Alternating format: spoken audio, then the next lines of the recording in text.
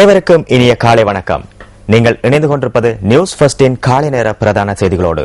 உங்களோடு இணைந்து கொள்ளும் நான் டில்ஷாட் தேவதாசன். மலர்ந்திருக்கும் இதனால் அனைவருக்கும் இனிய நாளாக அமையட்டும் என்று நியூஸ் ஃபர்ஸ்டின் சார்பாக வாழ்த்துகின்றோம். நியூஸ் ஃபர்ஸ்டின் காலை நேர பிரதான செய்திகளில் முதலில் தலைப்புச் செய்தி. தேர்தல் நிறைவு பெற்றதன் பின்னர் வாக்காளர்களின் பெறுமதி இல்லாமற் போவதாக தேசிய மொழிகள் மற்றும் சமூக நல்லிணக்க அமைச்சர் வாசுதேவ நாணயக்கார தெரிவிக்கின்றார். மன்னார் பேசாலை கடற்பகுதியில் இந்திய மீனவர்கள் மீன்பிடி நடவடிக்கையில் ஈடுபடுவதால் இலங்கை மீனவர்கள் பாதிக்கப்பட்டுள்ளனர். எகிப்து தலைநகர் கெய்ரோவில் அரசாங்க எதிர்ப்பு ஆர்ப்பாட்டத்தில் ஈடுபட்டவர்களை ராணுவம் கலைக்க முற்பட்ட போது 100க்கும் அதிகமானோர் பலி.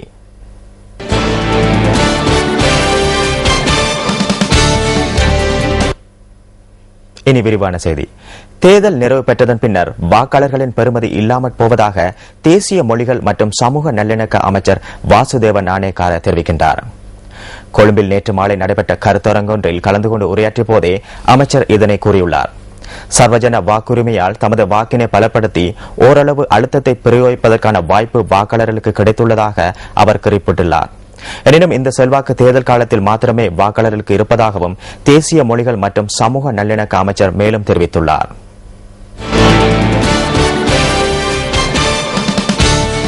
வைத்திய அதிகாரிகளின் பற்றாக்குறையால் மத்திய மாகாணத்திலுள்ள சில வைத்தியசாலைகளின் செயற்பாடுகளுக்கு இடையூறு ஏற்பட்டுள்ளது. வைத்திய அதிகாரிகளின் பற்றாக்குறையால் மத்திய மாகாணத்திலுள்ள சில வைத்தியசாலைகளின் செயற்பாடுகளுக்கு இடையூறு ஏற்பட்டுள்ளது. வைத்திய அதிகாரிகளும் ஒரு சில மருத்துவ சிகிச்சை நிலையங்களை நடத்தி செல்ல முடியாமல் போயுள்ளது மத்திய மாகாண சுகாதார சேவைகள் பணிப்பாளர் டாக்டர் சாந்தி சமரசிங்க கூறியுள்ளார்.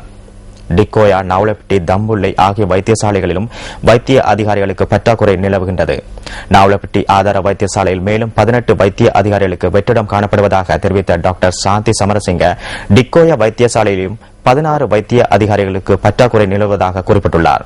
தம்புள்ளை வைத்தியசாலைக்கு குறைந்தபட்சம் மேலும் 8 வைத்திய அதிகாரிகள் தேவைப்படுகின்றனர். எதிர்காலத்தில் வைத்திய அதிகாரிகளுக்கான நியமனங்களை வழங்கும் போது இந்த விடயம் தொடர்பில் கவனத்தில் கொள்ளப்படும் என சுகாதார அமைச்சர் மைத்திரிபால சிறிசேன உறுதியளித்துள்ளதாக மத்திய மாகாண சுகாதார சேவைகள் பணிப்பாளர் மேலும் தெரிவித்துள்ளார்.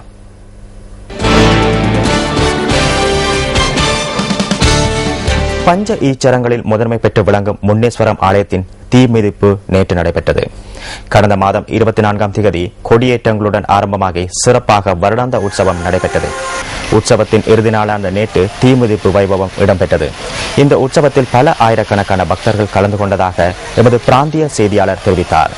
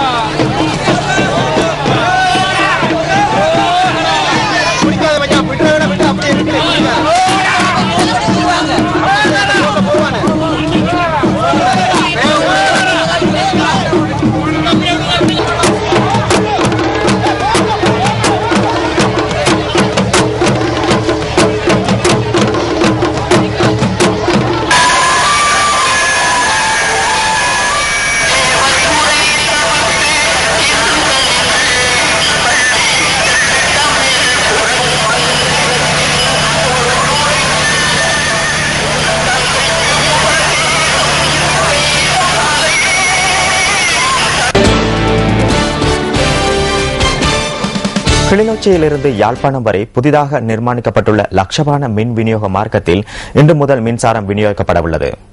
இந்த மார்க்கத்திலான மின்சார விநியோக கட்டமைப்பு அதிக அழுத்தத்துடன் கூடிய மின் கம்பிகளை கொண்டு புதிதாக நிர்மாணிக்கப்பட்டுள்ளதை அடுத்து இந்த நடவடிக்கை எடுக்கப்பட்டுள்ளதாக யாழ் பொறியியலாளர் அலுவலகம் குறிப்பிடுகின்றது. இதற்கமைய ஏற்கனவே முன்னெடுக்கப்படுகின்ற மின்சார விநியோகம் 1,32,000 வோல்ட்களை கொண்ட அதி உயர் மின் அழுத்த கட்டமைப்புக்கு மாற்றப்பட்டுள்ளது.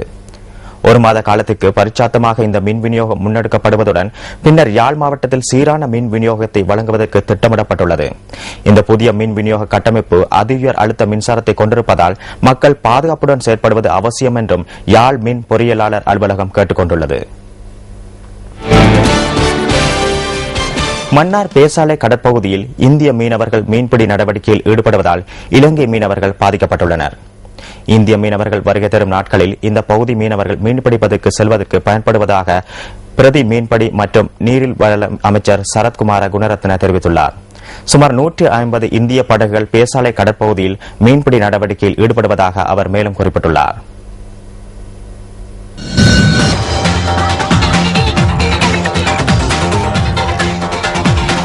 எகிப்து தலைநகர் கெய்ரோவில் அரசாங்க எதிர்ப்பு ஆர்ப்பாட்டத்தில் ஈடுபட்டவர்களை ராணுவம் கலைக்க முற்பட்ட போது 100க்கும் அதிகமானோர் பலியாகியுள்ளனர்.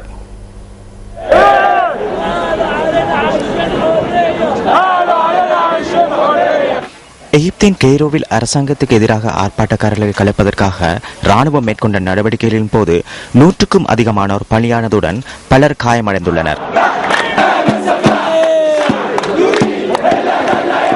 உயிரிழந்தவர்களின் எண்ணிக்கை 525 என்றும் 3500 பேர் வரை காயமடைந்துள்ளதாக எகிப்தின் சுகாதார அமைச்சு தெரிவிக்கின்றது.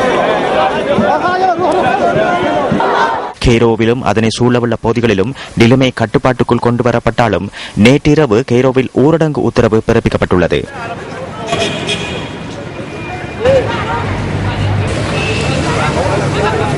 இஸ்லாமிய சகோதர கட்சியினர் தமது ஆர்ப்பாட்டத்தை கைவிடப் போவதில்லை என்றும் தொடர்ந்தும் ஆர்ப்பாட்டங்களை நடத்த திட்டமிட்டுள்ளதாகவும் தெரிவிக்கின்றனர்.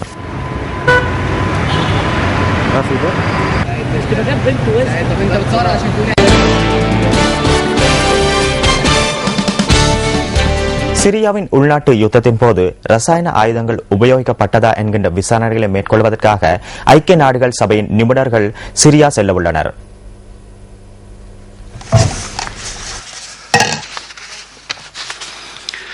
In a statement yesterday afternoon, the Secretary General announced the government of Syria's formal acceptance of the சிரியாவின் உள்நாட்டு யுத்தத்தின் போது ரசாயன ஆயுதங்கள் உபயோகிக்கப்பட்டதா என்பதனை கண்டறிய ஐக்கிய நாடுகளின் நிபுணர் குழு ஒன்று சிரியாவுக்கு செல்ல உள்ளதாக ஐநாவின் பொதுச் செயலாளர் பான் கி மூன் ஐக்கிய நாடுகள் சபையின் அலுவலகத்தில் நடைபெற்ற பத்திரிகையாளர் மாநாட்டில் தெரிவித்தார். As agreed with the government of Syria, the team will remain in the country to conduct its activities, including on-site visits. இந்த விசாரணைகளுக்கு சிரியாவின் ஜனாதிபதி பஷர் அல் அசாத் உடன்பட்டதுக்கிணங்க ஐநாவின் நிபுணர்கள் விரைவில் சிரியா செல்ல உள்ளதாக மேலும் அவர் தெரிவித்தார்.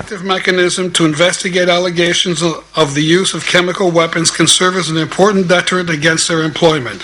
The full statement is available online. Questions, please. Mr. Ravadi.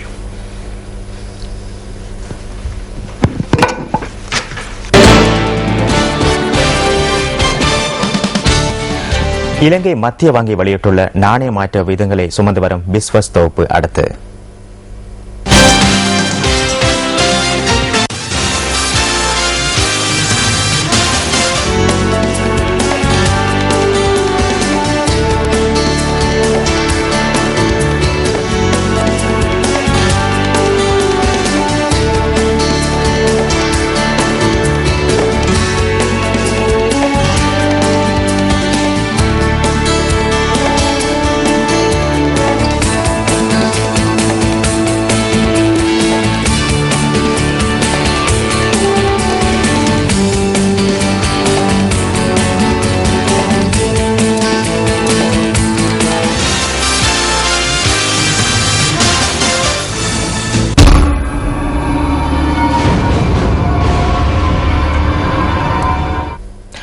ஒவ்வொரு நாளும் சுவாரஸ்யமான தகவல்களை சுமந்து வரும் என்டர்டெயின்மெண்ட் ஃபர்ஸ்டில் இன்றும் நகைச்சுவை காட்சிகள் அடங்கிய புதிய தமிழ் திரைப்படம் ஒன்று தொடர்பான பார்வை காத்திருக்கின்றது. ரகளபுரம் என்ற திரைப்படத்தின் காட்சிகளை இன்றைய எமது என்டர்டெயின்மெண்ட் ஃபர்ஸ்ட் சுமந்து வருகின்றது.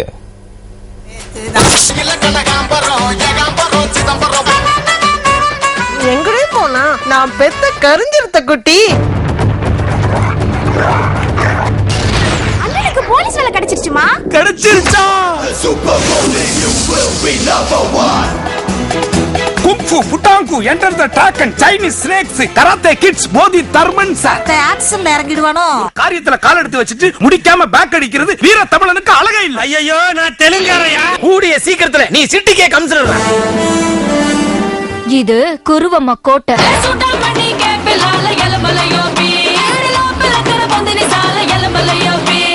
அங்கிள் போலீஸ் ஸ்டேஷன்ல சிங்கப்படம் சூர்யா மாதிரியா இருக்காது பாட்டி.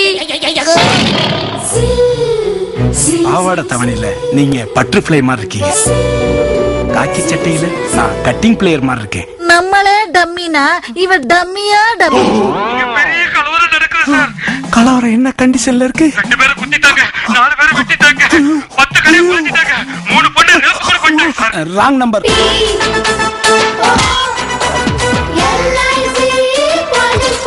இவர் யாரு? இன்ஸ்பெக்டர். ஏதோ பேஷன் டிவில நடந்து வர்ற பிகர் மாதிரியே வர்றாரு. பனியில பள்ளத்துல விழுந்த மிலிட்டரி லாரிய பல்லால கடிச்சு மேல தூக்கணும்னா புரியல. என்னையே கலாய்க்கிறீங்களா? இது புரியல.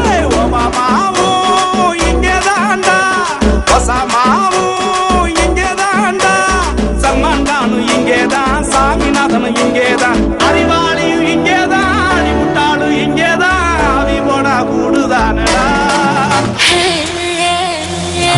பாரா, பரோட்டா மாஸ்டர் மாதிரி இருந்துகிட்டு எவ்வளவு பெரிய பீஸை தள்ளிட்டு போறான்.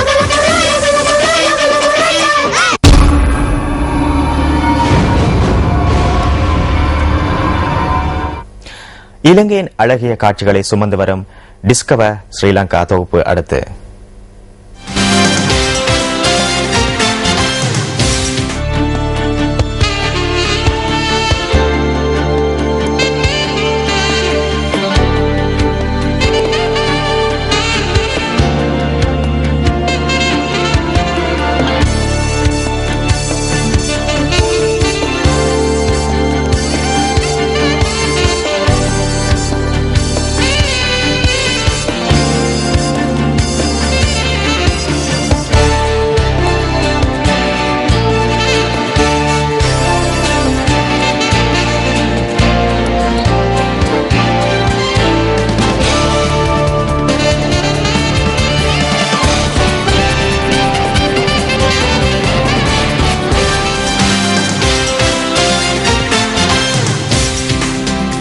இத்துடன் நியூஸ் ஃபர்ஸ்டின் காலை நேர பிரதான செய்தி நிறைவு பெறுகிறது. நியூஸ் ஃபர்ஸ்டின் மதிய நேர பிரதான செய்தி 1 மணிக்கும், மணித்தியால செய்தியை 10:25க்கும் எதிர்பாருங்கள்.